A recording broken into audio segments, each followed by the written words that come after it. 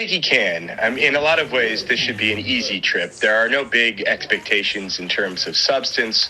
What the United States allies want to see from President Biden is a return to normalcy. The last G7 that they would have attended, the last NATO summit, the last interactions the EU had with the last U.S. administration were chaotic, to put it mildly, and disappointing.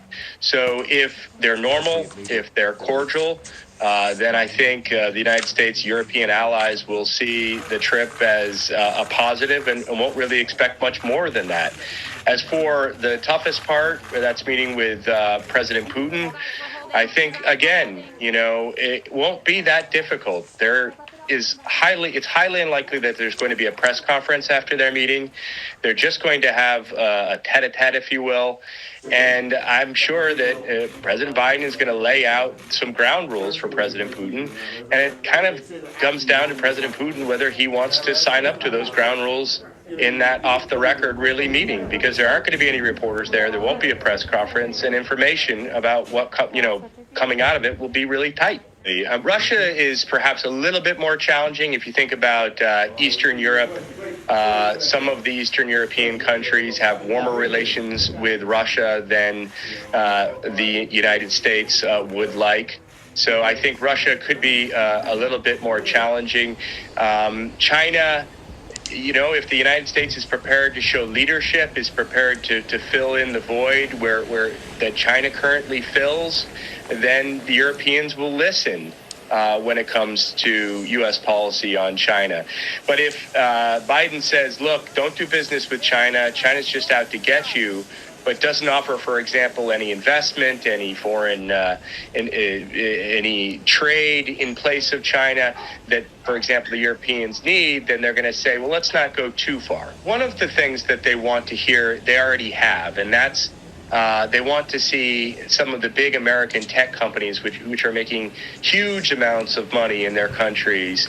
They want to see some taxes from those companies, right? From Amazon, from Facebook, Google. They feel that the fact that they're able to make all of this money in their countries and not pay any taxes has been unfair. And so last weekend, when the G7 finance ministers met as part of a larger deal, the United States agreed, okay, yes, that will happen. We appreciate that they don't have large physical presences in your country, but they do make money there, so we will allow them to be taxed. So that was a huge step in building bridges with the European Union and many of the European countries. In return for that, the U.S. got what it was looking for, which is this idea of a floor on a global floor on a minimum corporate tax rate. Setting that at a minimum of 15%. So Biden's about to hike tax corporate rates in the United States. He needs to pay for all the stimulus, all the money that he's been investing in the economy. He's going to up taxes on businesses. And what he wants to make sure doesn't happen is for those businesses to then move their jurisdictions to places like Ireland with a lower corporate rate. And lose out on that tax revenue from those American companies simply because they're trying to dodge tax because Ireland has a lower rate. Now Ireland, if the G7 gets its way, if the United States gets its way, and they're working on this, and everyone seems to be in agreement so far amongst the G7 countries, Ireland won't be able to do that. They'll have to set a reasonably uniform corporate tax rate that everybody will have to sign on to, and there will be no point for the Googles and Amazons of the world to set up shop in Ireland just to avoid paying taxes back in the United States, because there really isn't much point in holding a summit if you haven't already agreed on much of the big things, because there's obviously a political danger that all the leaders will get together, not agree on something, and as a result lose face in front of their respective constituencies.